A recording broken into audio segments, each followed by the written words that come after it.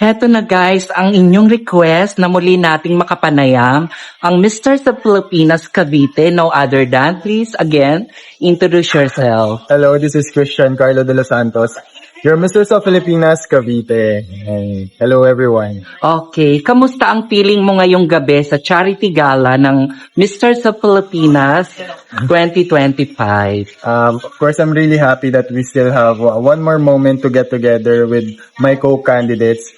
At the same time, I'm actually a little bit sad kasi it's almost over. 2 days na lang, it's the grand finals and maghihiwa-hiwalay na kami. And ayun, so mixed emotion. However, I hope we enjoy tonight's charity gala. Okay, kung bibigyan ka ng chance magpasalamat sa isang tao ngayong event, sino yon at bakit? Isang tao, actually madami akong gustong pasalamatan. However, siguro yung a-attend na lang for me tonight, it's si Sir J. Palermo. Thank you so much for sa pinagbigyan mo yung invitation ko. So see you soon. Mamaya nandito siya. Okay. Meron ka bang personal na advocacy o charitable cause na gusto mong i-promote bilang kandidato? Right now in my journey here in Mr. sa Pilipinas, I have a new advocacy.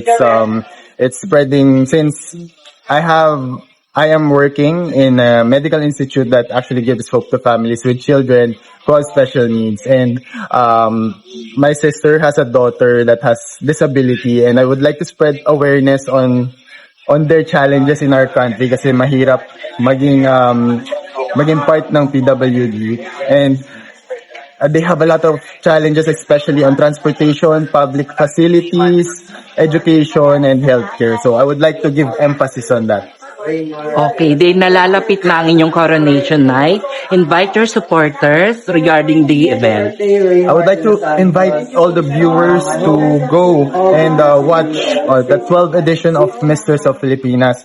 So this is the longest running male pageant in the country. So this is gonna be big because it's their 12th edition. So tickets are available. Just message your favorite candidate. We all have tickets available. Okay, good luck! Thank you so much.